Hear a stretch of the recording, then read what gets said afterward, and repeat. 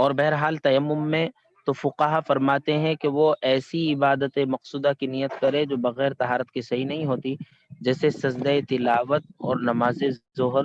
فقہا فرماتے ہیں اور اگر مسجد میں داخل ہونے کے لیے تیمم کیا یا اذان کے لیے یا اقامت کے لیے، تو اس سے نماز ادا نہ کی جائے، اس لیے کہ وہ عبادت مقصودہ نہیں ہے۔ یعنی دخول مسجد، اذان، اقامت وغیرہ یہ تمام عبادت مقصودہ نہیں ہے، بلکہ یہ اپنے علاوہ کے تابع ہیں۔ اور تیمم میں قراءت قرآن کے لیے تیمم میں دو روایتیں ہیں۔ عام فقہا کے نزدیک جائز نہیں ہے، جیسا کہ خانیہ میں ہے، اور یہ محمول ہے اس صورت پر جب وہ محدث ہو، اور بہرحال جب وہ جنوبی ہو اور پھر وہ اس کے لیے تیمم کرے تو اس کے لیے اس سے نماز پڑھنا جائز ہے، جیسا کہ بدائے میں ہے، اور ہم نے اس کی وضاحت شرح کنز میں کی ہے۔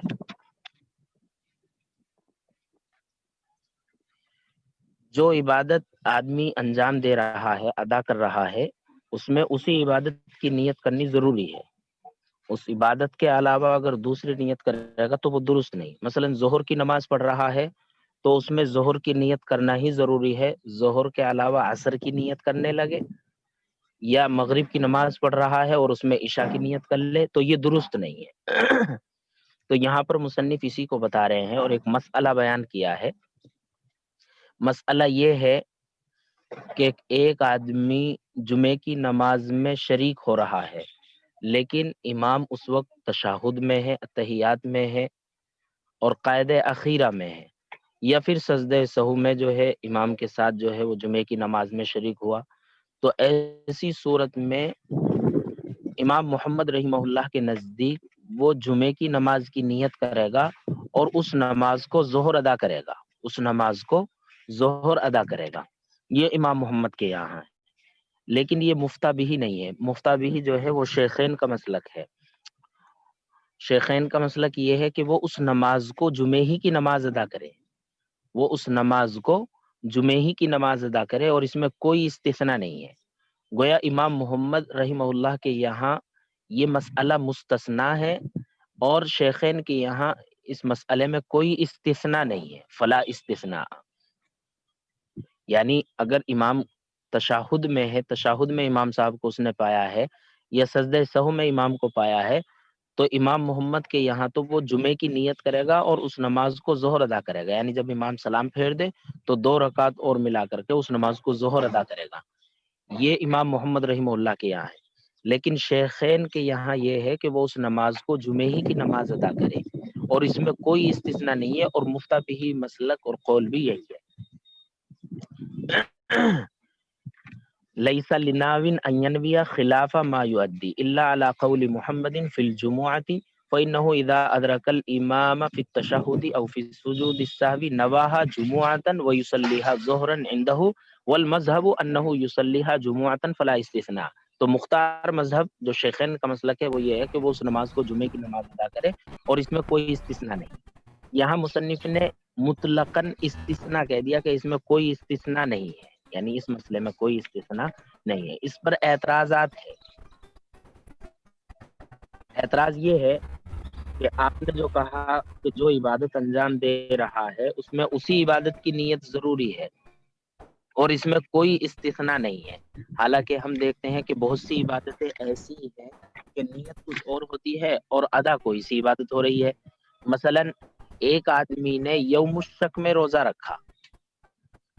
اور نفل کی نیت سے ظاہر ہے اس نے روزہ رکھا، اور پھر صبح کو پتا چلا کہ وہ تو رمضان شروع ہو چکا ہے، رمضان کا دن ہے، تو وہ روزہ رمضان کا مانا جائے گا، حالانکہ اس نے نفل کی نیت سے روزہ رکھا ہے،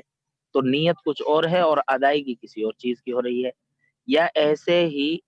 کسی نے ظہر کی نماز میں مثلا قاعدہ اخیرہ کے بعد 5ویں رکعت کے لیے وہ بھول کر کھڑا ہو گیا، تو اس صورت میں حکم یہ ہے کہ وہ 6ٹھی رکعت بھی ملا لے، اور یہ اخیر کی 2 رکعت نفل ہو جائیں گی۔ تو حالانکہ اس نے فرض نماز شروع کی تھی اور یہ 2 رکعت اس کی نفل ہو گئی۔ یا ایسے ہی مثلا کسی نے نظر مانی کہ میرا فلاں کام ہو گیا تو میں فلاں متعین دن کا روزہ رکھوں گا، ایک دن متعین کر دیا اس نے، پھر اس نے اس متعین دن میں نفل کی نیت سے روزہ رکھ لیا، تو وہ روزہ نظر واجب کی طرف سے ادا ہو جائے گا، حالانکہ نیت نفل کی ہے۔ تو مصنف کا یہ کہنا کہ اس میں کوئی استثناء نہیں ہے، یہ درست معلوم نہیں ہوتا۔ تو اس کا جواب یہ ہے کہ آپ اصل مصنف کی جو اصل عبارت ہے اس میں غور کریں، اس میں اگر غور کریں گے تو مسئلہ خود بخود آسانی سے حل ہو جائے گا۔ مصنف نے جو بیان کیا ہے وہ یہ کہا ہے لیسا لناون ان ینوی خلاف ما یؤدی، تو یہ اصل عبارت ہے لیسا لناون ان ینوی الفرض خلاف الفرض الذی یؤدی، کہ یعنی جس فرض کو وہ ادا کر رہا ہے اس فرض کے خلاف کسی دوسرے فرض کی نیت نہ کرے، اس فرض کے خلاف کسی دوسرے فرض کی نیت نہ کرے، جس فرض کو وہ ادا کرنا چاہ رہا ہے اس فرض کے خلاف دوسرے فرض کی نیت نہ کرے۔ مثلا ظہر ادا کر رہا ہے تو عصر کی نیت نہ کرے، مغرب کی نماز ادا کر رہا ہے تو عشاء کی نیت نہ کرے۔ لہذا اگر یہ مطلب مراد لیں گے تو پھر کوئی اعتراض وارد نہیں ہوگا، کوئی اعتراض نہیں ہوگا۔ تو مصنف کا اصل مقصد یہ ہے، یعنی فرض کسی فرض کی وہ نیت کر رہا ہے تو اس کے خلاف دوسرے فرض کی نیت نہ کرے، اور یہ مسئلہ پہلے بھی آ چکا ہے کہ اگر اس طرح سے نیت کرتا ہے تو وہ درست نہیں ہے۔ رہی ہے کہ نفل کی نیت سے فرض یا فرض کی نیت سے نفل ادا ہو رہے ہیں یا واجب ادا ہو رہے ہیں، تو وہ ایک الگ بحث ہے، وہ الگ مسئلہ ہے۔ یہاں پر مقصد یہ ہے کہ فرض کی نیت سے کوئی نماز پڑھ رہا ہے اور فرض نماز ادا کر رہا ہے اور نیت دوسرے فرض کی کر رہا ہے، ظاہر ہے یہ صورت درست نہیں ہوگی، لہذا کوئی اعتراض بھی نہیں ہوگا۔ وَأَمَّا إِذَا لَمْ يَكُنِ الْمَنْوِيُّ مِنَ الْعِبَادَاتِ الْمَقْصُودَةِ وَإِنَّمَا هُوَ مِنَ الْوَسَائِلِ كَالْوُضُوءِ وَالْغُسْلِ وَالطَّيَمُّمِ، یہ تیسری بحث، تیسری مبحث جہاں شروع ہوئی تھی وہیں پر جو ہے عبارت تھی کہ وہ عبادت یا تو عبادات مقصودہ میں سے ہوگی یا عبادات غیر مقصودہ میں سے ہوگی۔ مثلا تیسری بحث شروع ہوئی تھی صفحہ 125 پر، اگر آپ دیکھیں گے میرے پاس جو نسخہ ہے تو عبارت شروع تھی الثالث فی بیان تعیین المنوی وعدمہ، الاصل عندنا ان المنوی اما ان یکون من العبادات او لا فإن کان عبادتا۔ تو یہ عبارت جو یہاں پر بیان کی ہے وَأَمَّا إِذَا لَمْ يَكُنِ الْمَنْوِي، یہ اسی سے متعلق ہے۔ اگر اس عبارت کے بعد یہ عبارت ہو تو بالکل مطابقت ہے، اور اسی کے بعد اس عبارت کو ہونا چاہیے۔ تو ضابطہ وہاں پر یہ بیان کیا تھا کہ منوی یا تو عبادات مقصودہ میں سے ہوگا، تو عبادات مقصودہ کا بیان ہو چکا، یا عبادات مقصودہ میں سے نہیں ہوگا جس کا بیان یہاں پر کر رہے ہیں۔ تو یہاں پر جو ہے عبادات غیر مقصودہ کے بارے میں بتا رہے ہیں۔ عبادات غیر مقصودہ یعنی عبادت مقصودہ نہیں بلکہ وسائل کے درجے میں ہے، غیر مقصودہ عبادتیں ہیں، جیسے وضو ہے، غسل ہے اور تیمم ہے۔ تو فقہا وضو کے سلسلے میں فرماتے ہیں لا ینویہ لأنہ لیس بعبادت، کہ وہ وضو میں وضو کی نیت نہ کرے، اس لیے کہ وضو عبادت مقصودہ نہیں ہے۔ یعنی وضو میں اس حیثیت سے وضو کی نیت نہ کرے کہ وضو میں نیت شرط ہے، اس لیے کہ وسائل اور عبادات غیر مقصودہ میں نیت شرط نہیں ہے۔ تیمم میں اگر نیت شرط ہے تو وہ خلاف قیاس نص قرآنی کی وجہ سے ہے، خلاف قیاس نیت اس میں شرط ہے، نص قرآنی کی وجہ سے، نص کی وجہ سے جو ہے اس میں نیت شرط ہے۔ باقی عبادات غیر مقصودہ میں نیت شرط نہیں ہوتی۔ تو یہاں پر جو فقہا نے فرمایا کہ وضو میں وہ وضو کی نیت نہ کرے، یعنی اس حیثیت سے نیت نہ کرے کہ اس میں نیت لازم ہے یا شرط ہے، ہاں اخروی ثواب کے لیے تو اس میں نیت کرے گا ہی، لیکن اس حیثیت سے کہ نیت لازم اور شرط ہے، اس حیثیت سے اس میں نیت نہ کرے، اس لیے کہ وہ عبادت مقصودہ نہیں ہے، اس میں نیت لازم اور شرط نہیں ہے۔ واعترض الشارح الزیلعی علی الکنز فی قوله ونیته بناء علی عود الضمیر الی الوضوء، شارح زیلعی نے کنز کے اس قول پر اعتراض کیا ہے، ونیتہ پر اعتراض کیا ہے، اور اعتراض کی وجہ وہ ضمیر کے وضو کی طرف لوٹنے کی بنیاد ہے۔ ضمیر جو ہے نیتہ میں وضو کی طرف لوٹ رہی ہے، یعنی جہاں صاحب کنز نے وضو کی سنتیں شمار کی ہیں تو وہاں پر اس طرح سے انہوں نے کہا ہے ونیتہ، اور وضو میں سنتیں یہ ہیں اور اس میں نیت وضو کی ہی کرے گا، تو اس میں بظاہر نیت میں ہا ضمیر کا مرجع نیت ہے، وہ وضو ہے، وضو اس پر جو ہے شارح ذیلعین نے اعتراض کیا ہے کہ وضو کی نیت کرنا یہ درست نہیں ہے، یعنی وضو کی سنیت ادا ہونے کے لیے وضو کی نیت نہ کی جائے بلکہ اس میں رفع حدث کی نیت ہو یا ایسی عبادت کی نیت ہو جو بغیر طہارت کے درست نہ ہوتی ہو، بغیر طہارت کے درست نہ ہوتی ہو، لہذا اس میں رفع حدث کی نیت ہو یا عبادت مقصودہ جو بغیر طہارت کے صحیح نہ ہوتی ہو اس کی نیت ہونی چاہیے۔ یہاں نیتوں میں ہا ضمیر کا مرجع وضو اگر مراد لے، جیسا کہ صاحب کنز نے لیا ہے، لیکن علامہ ابن نجیم نے البحر الرائق میں اس کے دو جواب دیے ہیں۔ ایک جواب تو یہی ہے کہ نیتہ میں ہا ضمیر کا مرجع وضو نہیں بلکہ متوضی ہے، نیتہ میں ہا ضمیر کا مرجع وضو نہیں بلکہ متوضی ہے، اور مقصد یہ ہے نیت المتوضی رفع الحدث او اقامت الصلاۃ، یعنی متوضی کا رفع حدث یا اقامت صلاۃ کی نیت کرنا مسنون ہے۔ تو نیتہ میں ہا ضمیر کا مرجع متوضی ہے نہ کہ وضو، یعنی وضو سے ہی مفہوم ہے یہ، یعنی متوضی رفع حدث یا اقامت صلاۃ کی نیت کرے تو یہ سنت ہے۔ اور دوسرا جواب یہ ہے کہ ضمیر کا مرجع تو وضو ہی ہے، لیکن وضو کی حیثیت رفع حدث کے علاوہ کچھ اور نہیں ہے، وضو کی حیثیت رفع حدث کے علاوہ کچھ اور نہیں ہے۔ وضو اور رفع حدث میں کوئی فرق نہیں، بلکہ رفع حدث تو حدث اصغر کو بھی شامل ہے اور حدث اکبر یعنی جنابت کو بھی شامل ہوتا ہے، اور وضو صرف حدث اصغر ہی کے ازالے کے لیے خاص ہے، وضو صرف حدث اصغر ہی کے ازالے کے لیے خاص ہے، اس لیے وضو کی نیت اگر کی جائے تو یہ سنت کے زیادہ قریب ہے، وضو کی نیت اگر کی جائے تو یہ سنت کے زیادہ قریب ہے، اقرب الی السنہ ہے، اقرب الی السنہ ہے۔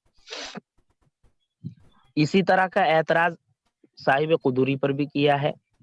قدوری کا قول ہے ینوی طہارتا، یعنی جہاں صاحب قدوری نے سنن وضو کو شمار کرایا ہے تو وہاں پر اس طرح سے انہوں نے کہا ہے ینوی طہارتا، ینوی طہارتا، یعنی وہ وضو میں طہارت کی نیت کرے، وضو میں طہارت کی نیت کرے۔ تو اس پر بھی اعتراض کیا ہے فقہا نے۔ اعتراض کیا ہے کہ لفظ طہارت اصل میں دو معنی کے لیے استعمال کیا جاتا ہے، ازالہ حدث کے لیے بھی مستعمل ہے اور ازالہ خبث یعنی باطنی ناپاکی اور فساد عقیدہ کے لیے بھی مستعمل ہے، اس لیے خاص طور سے طہارت صغرا کی نیت نہیں پائی گئی، یعنی اس میں بالخصوص طہارت صغرا کی نیت نہیں ہے، لہذا ادائیگی سنت کے لیے طہارت کی نیت کافی نہیں ہے، ادائیگی سنت کے لیے طہارت کی نیت کافی نہیں ہے۔ تو اس کا جواب دیا گیا ہے کہ لفظ طہارت ازالہ خبث کو بھی شامل ہے، لیکن وہ طہارت صغرا کے لیے بھی مستعمل ہے، طہارت صغرا کے لیے بھی مستعمل ہے، اور تحصیل سنت کے لیے طہارت صغرا ہی کا خاص ہونا ضروری نہیں، تحصیل سنت کے لیے طہارت صغرا ہی کا خاص ہونا ضروری نہیں، یعنی خاص طور سے بس طہارت صغرا ہی کے لیے وہ جیسے طہارت خبث کو وہ شامل ہے، ایسے ہی طہارت صغرا کو بھی وہ شامل ہے، اور سنت کے حصول کے لیے طہارت صغرا کا خاص ہونا یہ ضروری نہیں ہے۔ چنانچہ علامہ کاسانی نے بدائع الصنائع میں فرمایا ہے کہ نیت طہارت سے بھی سنت ادا ہو جاتی ہے، طہارت کی نیت سے اگر وضو کی جائے تو وہ سنت ادا ہو جاتی ہے۔ اور یہاں پر علامہ ابن نجیم نے بھی جو ہے بتایا ہے وعند البعض تکفی، یعنی اگر بعض کے نزدیک جو ہے طہارت کی نیت بھی کافی ہے، بعض کے نزدیک طہارت کی نیت بھی کافی ہے۔ وعند البعض نیت الطہارت تکفی، وعند البعض نیت الطہارت تکفی۔ تو علامہ صاحب بدائع نے بھی جو ہے اس کو بیان کیا ہے کہ نیت طہارت سے بھی سنت ادا ہو جاتی ہے، اور یہاں صاحب اشباہ نے بھی جی نیت طہارت کے بارے میں کہا ہے کہ نیت طہارت سے جو ہے یہ کافی ہے، لیکن اس میں سب سے بہتر طریقہ یہ ہے کہ عبادت مقصودہ یا رفع حدث کی نیت کی جائے، یہ سب سے پہلا درجہ ہے، اور دوسرا درجہ یہ ہے کہ وضو کی نیت کی جائے، اور تیسرا درجہ یہ ہے کہ طہارت کی نیت کی جائے۔ تو یہ تیسرا درجہ ہے طہارت کی نیت کا، پہلا درجہ تو یہ ہے کہ رفع حدث یا عبادت مقصودہ جو بغیر طہارت کے صحیح نہ ہوتی ہو اس کی نیت کی جائے، اور دوسرا درجہ یہ ہے کہ وضو کی نیت کر لی جائے، اور تیسرا درجہ یہ ہے کہ طہارت کی نیت کر لی جائے، یعنی صاحب قدوری کا قول بھی درست ہے۔ لیکن یہ جو اختلافات ہیں یہ صرف افضلیت و عدم افضلیت کے بارے میں ہے، اس لیے کہ بغیر نیت کے بھی اگر وضو کی جائے تو وہ درست ہو جاتی ہے، نیت تو اس میں شرط نہیں ہے، تو صرف افضلیت اور عدم افضلیت کا اختلاف ہے، باقی کوئی اس میں اختلاف کی ایسی بات نہیں ہے۔ وَأَمَّا فِي التَّيَمُّمِ فَقَالُوا إِنَّهُ يَنْوِي عِبَادَةً مَقْصُودَةً لَا تَصِحُّ إِلَّا بِالطَّهَارَةِ مِثْلَ سَجْدَةِ التِّلَاوَةِ وَصَلَاةِ الظُّهْرِ، اور تیمم کے سلسلے میں تو فقہا کہتے ہیں کہ اس میں ایسی عبادت مقصودہ کی نیت کرے جو بغیر طہارت کے صحیح نہیں، جیسے سجدہ تلاوت اور نماز ظہر، یا تو عبادت مقصودہ کی نیت کرے گا جو بغیر طہارت کے صحیح نہیں، یا اس کے کسی فرد کی نیت کرے گا جیسے سجدہ تلاوت یا نماز ظہر، یہ فرد ہے تو اس کی نیت کرے گا اس میں۔ تو اور آگے فرمایا قالوا ولو تیمم لدخول المسجد او الاذان او الاقامۃ لا تؤدى به الصلاۃ، اگر تیمم کیا دخول مسجد کے لیے یا اذان کے لیے یا اقامت کے لیے تو اس سے نماز ادا نہ کی جائے، اس لیے کہ یہ عبادات مقصودہ نہیں ہے، عبادات مقصودہ نہیں ہے، بلکہ یہ تو اپنے علاوہ کے تابع ہیں۔ تو دخول مسجد ہو یا اذان ہو یا اقامت ہو، اس کے لیے اگر کسی نے تیمم کیا ہے تو اس سے نماز درست نہیں ہوگی، اس سے نماز درست نہیں ہوگی، اس لیے کہ یہ عبادات مقصودہ میں سے نہیں ہے۔ وفی التیمم لقراءۃ القرآن، قراءت قرآن کے لیے تیمم کے سلسلے میں دو روایتیں ہیں، عام فقہا کے نزدیک تو درست نہیں ہے، یعنی کسی نے قرآن کریم کی تلاوت کے لیے تیمم کیا تو اس سلسلے میں دو روایتیں ہیں، عام فقہا کے یہاں تو جائز نہیں ہے، لیکن بعض فقہا کے یہاں جو ہے وہ درست ہے، اس لیے کہ قرآن کریم بھی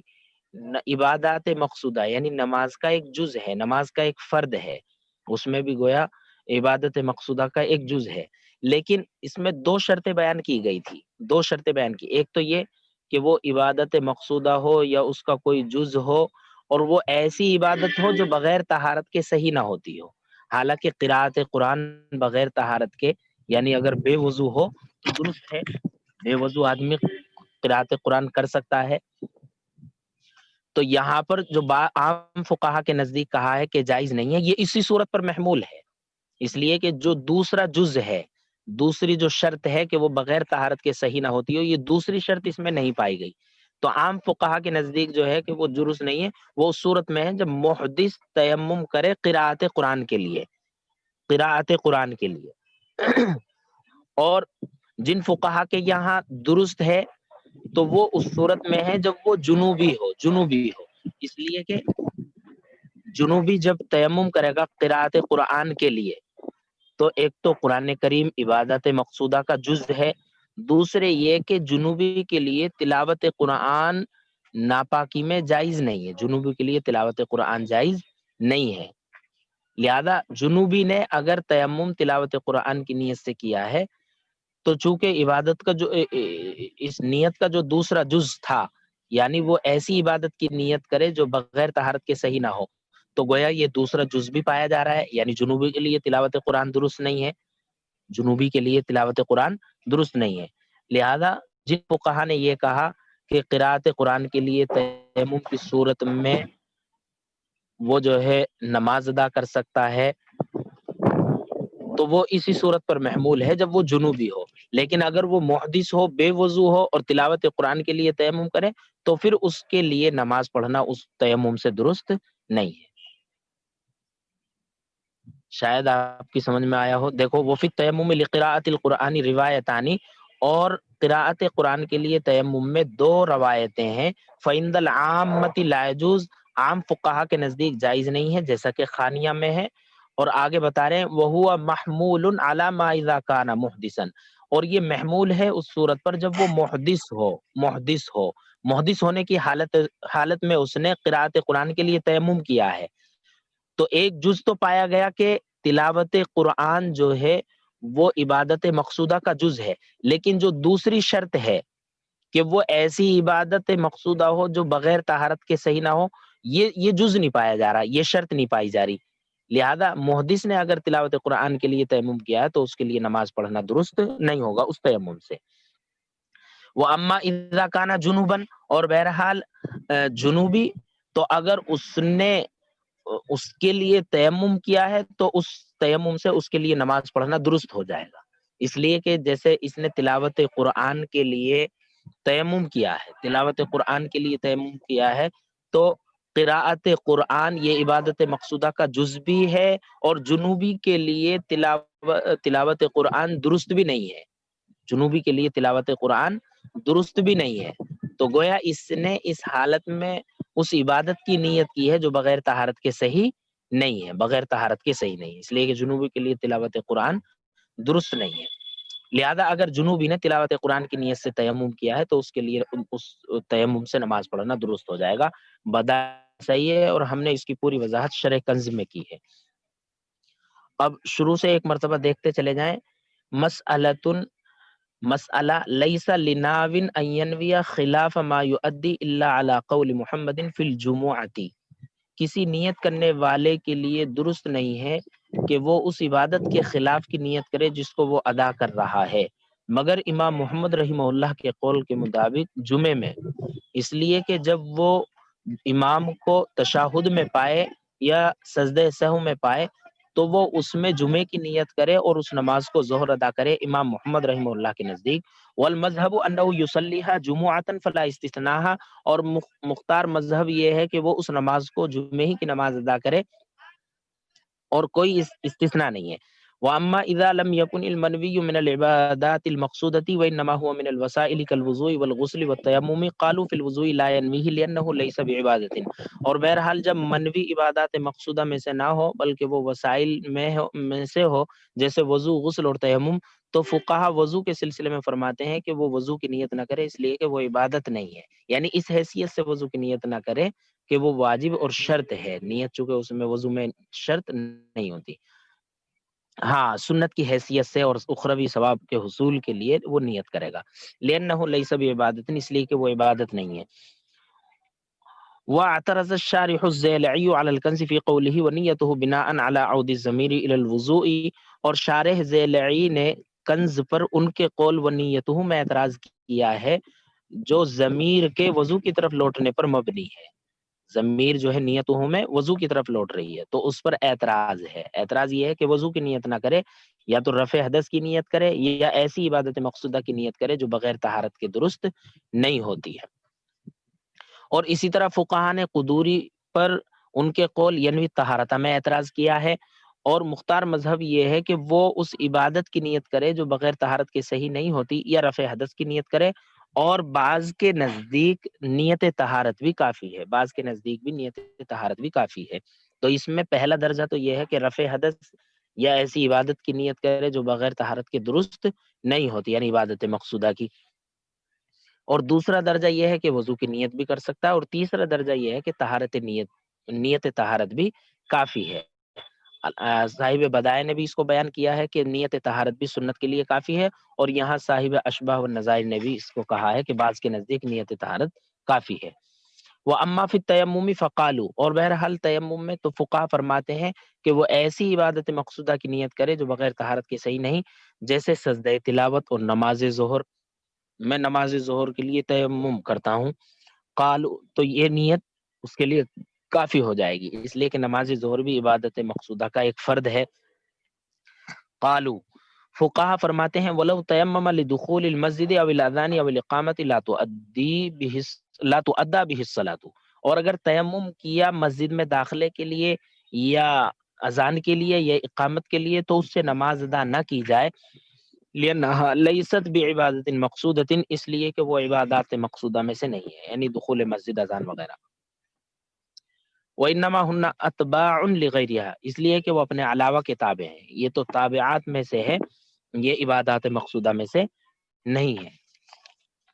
وفی التیمم لقراءۃ القرآن روایتان، اور قراءت قرآن کے لیے تیمم میں دو روایتیں ہیں۔ فعند العامۃ لا يجوز، عام فقہا کے نزدیک جائز نہیں ہے جیسا کہ خانیہ میں ہے۔ وهو محمول على ما اذا كان محدثا، اور یہ محمول ہے اس صورت پر جب وہ محدث ہو۔ واما اذا كان جنوبا، اور بہرحال جب وہ جنوبی ہو، فتیمم لها جاز له ان يصلي به، تو پھر وہ قراءت قرآن کے لیے تیمم کرے تو اس کے لیے اس سے نماز پڑھنا درست ہے،